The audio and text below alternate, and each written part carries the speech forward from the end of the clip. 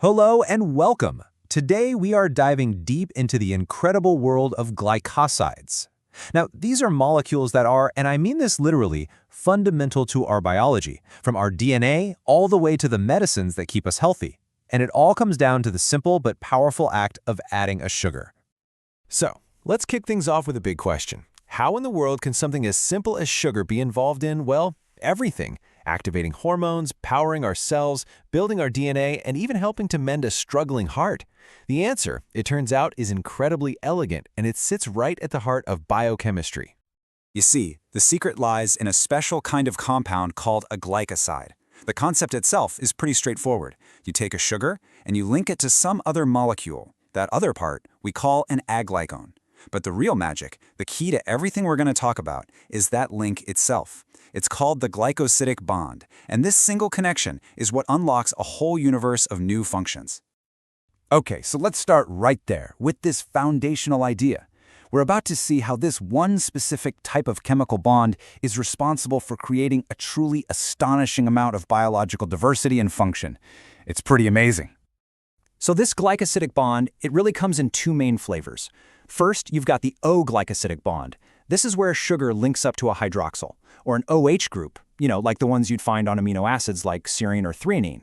Then, you have the N-glycosidic bond. This one happens when a sugar links to an amino group, like on the amino acid asparagine. And that particular bond, well, that one is the absolute key to our entire genetic code. Right, so how does this one bond manage to build the actual blueprint of life itself? This is where that N-glycosidic bond really steps into the spotlight. Think about this for a second. Every single gene in your body is built on this exact principle.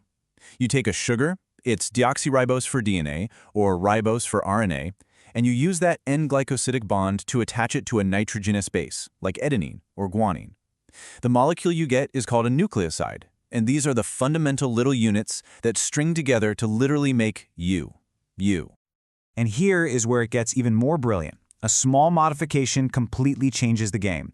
If you take these nucleosides and just tack on a phosphate group, they totally transform. They go from being simple structural blocks to becoming the power sources for our cells. ATP, the universal energy currency of life, that's a perfect example, and it's all built on that initial glycoside structure. So, we've seen how sugars build our genetic code. Now what happens when we start attaching them to proteins? Well, that's when we get an incredibly important class of molecules called glycoproteins, which are honestly some of the most versatile tools in our entire body. The best way to think about it is like this. The protein is your base tool, maybe the handle of a screwdriver. By adding a specific carbohydrate chain, what we call a glycan, you're basically adding a specialized bit. It could be a flathead, a Phillips, a hex key. You get the idea. That little sugar chain gives the protein a completely new and highly specific job to do. And their range of functions here is just staggering. I mean, we're talking about everything from collagen, which provides the structural framework for all our tissues, to immunoglobulins. Those are antibodies, which are our primary line of defense. And this idea of cell recognition goes even beyond proteins. Did you know your blood type, A, B, or O, is actually determined by specific sugars attached to lipids on your red blood cells? Those are called glycolipids, another crucial example. Now, the same principle, a sugar attached to another molecule, it isn't just a biological curiosity. It is also the basis for some of the most powerful and life-saving medicines we have. You could say nature figured this out long before we did. A really big class of these natural medicines are the cardiac glycosides, which are used to treat serious heart conditions. The classic example, one that every medical student learns about, is digoxin.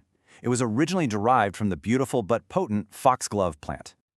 The power of digoxin comes from its very specific glycoside structure. It has a steroid aglycone attached to a sugar. This unique shape lets it inhibit a crucial pump, the sodium-potassium ATPase pump, in heart muscle cells. This leads to more calcium inside the cell, which means a stronger, more efficient contraction. It is a true lifesaver for patients with congestive heart failure. But this also shows the dual nature of these plant glycosides. Others, like amygdalin from bitter almonds, can be dangerously toxic, releasing cyanide when they're broken down. And glycosides aren't just for heart conditions, they are also incredibly powerful weapons against infection. A perfect example of this is the antibiotic streptomycin. In this case, the glycoside structure is essential for its ability to kill bacteria. How? By disrupting their ability to make proteins.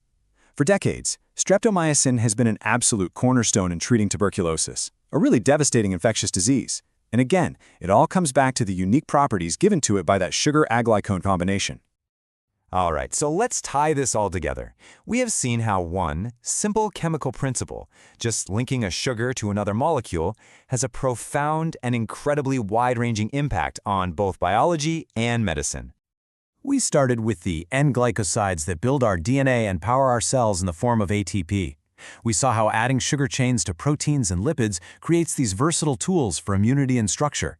We then explored how nature's pharmacy of glycosides gives us powerful medicines for heart failure and infections. And we even touched on how other conjugates, like the ones formed from bile acids, are essential for digesting the fats in the food we eat. So if there's one thing to take away from all this, it's that adding a sugar is one of biology's most elegant and powerful strategies. It's such a simple modification, but it creates this immense functional diversity, giving us the code of life, the machinery of our bodies, and the contents of our medicine cabinets. This whole journey really shows how a single type of chemical bond can scale from the tiniest molecular level all the way up to clinical practice. It really makes you wonder, right? What other amazing biological functions and potential medicines are still out there, just waiting to be discovered, all based on the simple addition of a sugar? Thanks for joining me.